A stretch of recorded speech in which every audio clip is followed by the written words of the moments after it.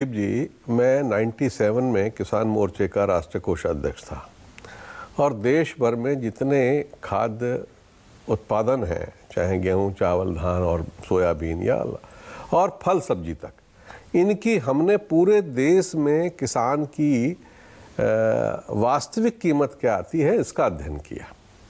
और तब से लेके पिछली बार तक मैं किसान मोर्चे में उपाध्यक्ष था, उससे पहले महामंत्री था।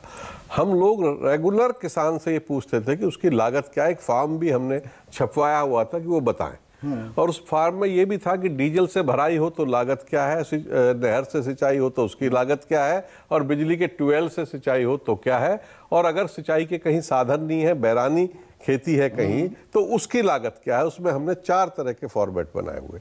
आज स्थिति ये है कि पूरे देश में फल और सब्जी, फल को छोड़ दीजिए, मैं सब्जी की बात कर रहा हूँ, 8 रुपये से लेके और 15 रुपये किलो की, चाहे आप बैंगन बोलें, आप आलू बोले, आप प्याज, टमाटर, इसकी लागत लगभग 8 रुपए से 15। सरकार को मालूम है ये सरकार को मालूम है। ऐसा नहीं हो सकता कि नहीं मालूम। नहीं, मैं इसलिए ये जानबूझकर दोबारा सवाल पूछ रहा हूं क्योंकि गन्ने की भी बात इससे जोड़ दूं तो गन्ने की लागत सरकार के हिसाब से 162 रुपए प्रति क्विंटल है।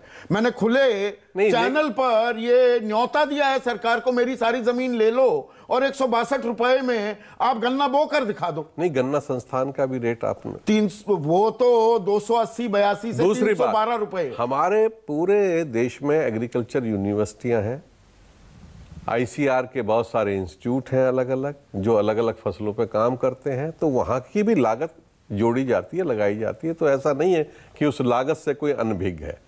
तो कारोबारियों को, फैक्ट्रियों को, उद्योगों को नुकसान होने लगता है, सरकार सक्रिय हो जाती है, किसान के बारे में चुपचाप बैठ जाती है, अंधी बहरी हो जाती है। क्यों? देखिए, मैं संदीप जी एक बात और आपको यहाँ मैं कहीं चूक ना जाऊं, ये जो प्याज का खेल है मैं बहुत पहले से जानता हूं। महाराष्ट्र में एक नेक्सस है जो हर साल 2 साल में लाखों करोड़ रुपया बनाता है। कालाबाजारी है, कालाबाजारी विशुद्ध रूप से, बिचौलिए हैं ये। और बिचौलिए नहीं, बिचौलियों के साथ राजनीतिक भी है बड़े बड़े लोग। सरकार को मालूम नहीं, वो सरकार का हिस्सा होते, वो सरकार का हिस्सा होते। ऐसा नहीं है कोई बात छुपी हुई है। लेकिन हर साल किसान में, किसान रोता रहे, किसान रोए या मरे या जाए, उसमें कोई फर्क नहीं पड़ता। लेकिन वो एक नेक्सस है, वो एक गठजोड़ है, उसमें जुड़ जाता है। उसमें अधिकारी भी है, उसमें राजनीतिक भी है, उसमें बिचौलिया भी है, व्यापारी है। ये बड़ा गठजोड़ है। और प्याज में हर साल या दूसरे साल तो होना ही होना लाखों करोड़ का व्यारा न्यारा होता है। तो मुझे ये बताइए, इसी से जुड़ जाता है एमएसपी का मसला भी। ये न्यूनतम समर्थन मूल्य, क्या यही पेच है? वो कांग्रेस ने भी न्यूनतम समर्थन मूल्य को कभी कानूनी जामा नहीं पहनाया, ना बीजेपी पहनाने को तैयार। 2011 में जब आज के प्रधानमंत्री गुजरात के मुख्यमंत्री थे, working group on consumer affairs के अध्यक्ष थे, तो कहा कि नहीं, वैधानिक दर्जा मिलना चाहिए एमएसपी को। आज चुप्पी हो जाती है। एमएसपी की कमेटी बनी हुई है, गुणी प्रकाश का कनेक्शन कट गया।